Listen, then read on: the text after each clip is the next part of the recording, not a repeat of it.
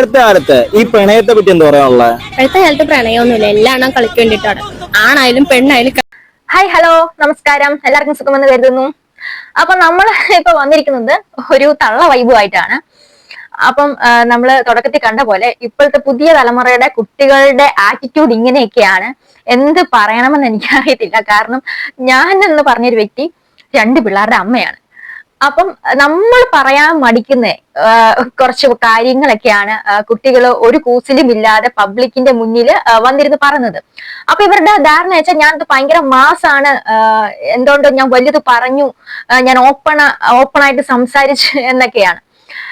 അപ്പൊ എനിക്ക് അതിശയമാണ് ഇപ്പോഴത്തെ കുട്ടികൾ എന്താണ് ഇങ്ങനെ, ഇവർക്കൊരു ഉളുപ്പൊന്നും ഇല്ലേ? അപ്പൊ ഞാൻ പെട്ടെന്ന് ചിന്തിച്ചത് ഇവരുടെ പേരൻസിനെ പറ്റിയാണ്. ഇത് കാണുന്ന പേരൻസ് അവരുടെ ഒരു മാനസികാവസ്ഥ ആലോചിച്ച് നോക്കി. എന്താല്ലേ സത്യം, ഞാൻ 94 ജനിച്ച ആളാണ്.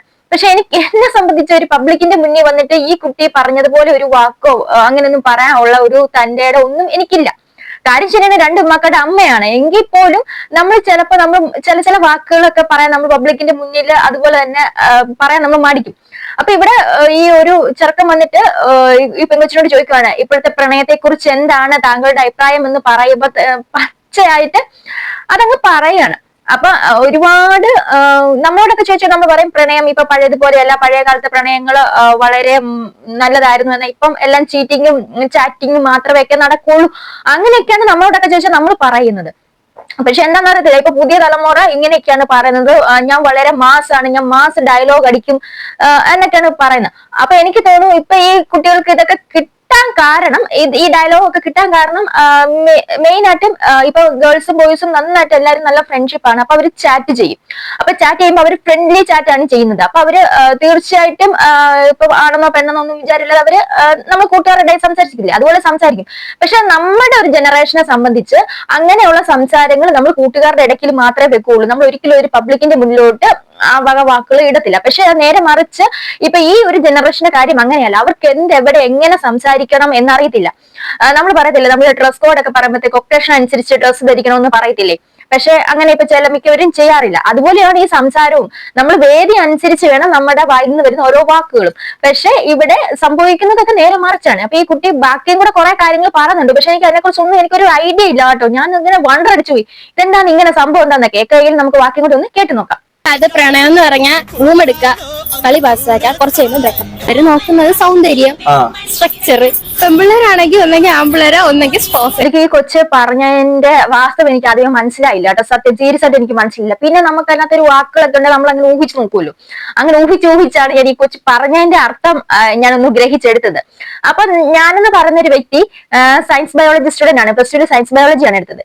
ഈ കുട്ടി പറയുന്ന പോലെയൊക്കെ അന്ന് ടീച്ചർ നമ്മുടെ ക്ലാസ് എടുത്ത് തന്നിരുന്നെങ്കിൽ നമുക്ക് കുറച്ചും കൂടെ മനസ്സിലാവുമായിരുന്നു കാര്യങ്ങളൊക്കെ. പക്ഷെ ഞങ്ങൾ പഠിക്കുമ്പോൾ പോലും ഈ സയൻസിനെ കുറിച്ചൊന്നും ഞങ്ങൾ ആരും പഠിച്ചിട്ടൊന്നും ഇല്ല കേട്ടോ. സത്യമായിട്ട് പഠിച്ചിട്ടില്ല.